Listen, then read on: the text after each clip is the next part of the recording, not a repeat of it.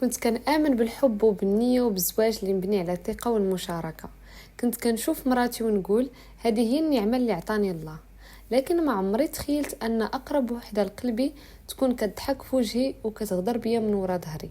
واحد النهار وأنا راجع للدار بكري سمعت شي حاجة هرست لي قلبي.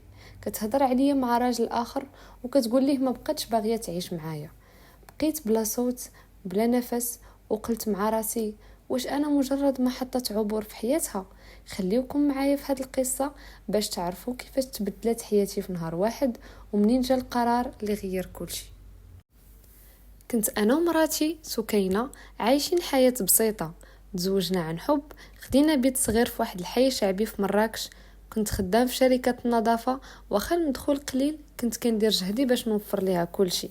سكينة كانت بنت هادئة، ما كتخرجش بزاف وكتبقى في الدار كطيب وتغسل وتتقبلني بالضحكه.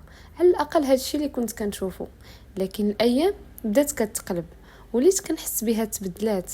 كتسرح بزاف، كتمشي للبالكون وتبقى في التليفون، ولا كتسد عليها الباب ديال البيت بحال اللي كتخبي شي حاجه. في الاول قلت مع راسي يمكن غير الضغط ولا عيانه، ماشي مشكل. حتى جا داك النهار المشؤوم، كنت خدام وجاني صداع في راسي. طلبت رخصة من الخدمة ورجعت للدار بكري بلا ما نخبرها. دخلت للدار بشوية سمعت صوتها كتهضر في التليفون من بيت النعاس. الباب محلول شوية وبقيت كنسمع، وكانت الكلمات كتصدمني وحدة بوحدة.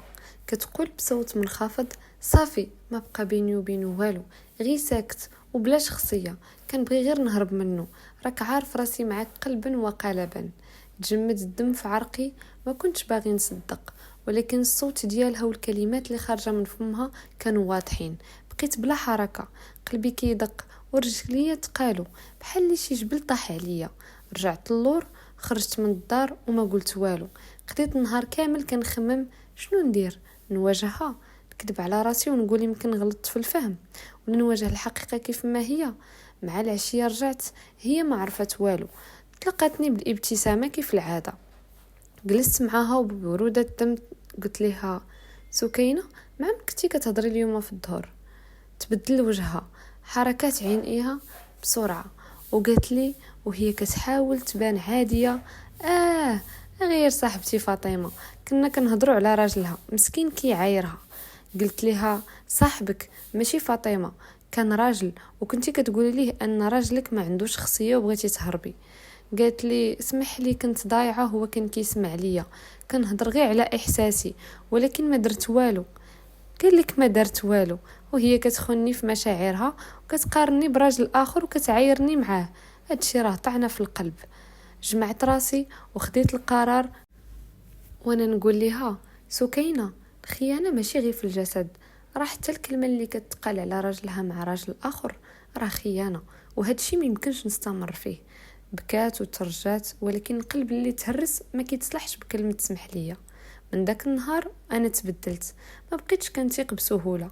تعلمت ان اقرب الناس ليك يقدروا يكونوا اخطر الناس عليك. الخيانه ماشي غير في الجسد، راه حتى في الكلمه اللي كتقال من ورا ظهرك. اليوم عايش بوحدي ولكن مرتاح، وكنتقاسم هاد القصه معكم باش اي واحد داز من نفس التجربه يعرف انه ماشي بوحده، وان حتى الالم كيمكن تبدا حياة جديدة. هذه كانت حكاية من حكايات من المغرب، قناة كتنقل لكم قصص واقعية مؤثرة ومليانة بالعبر. إلا عجبتك القصة ما تنساش تشترك في القناة وتفعل الجرس باش يوصلك الجديد، وخلي تعليقك شنو رأيك في هذا النوع من القصص، واش سبق لك عشتي شي موقف مشابه. شكرا على المتابعة، وموعدنا مع قصة جديدة من قلب المغرب.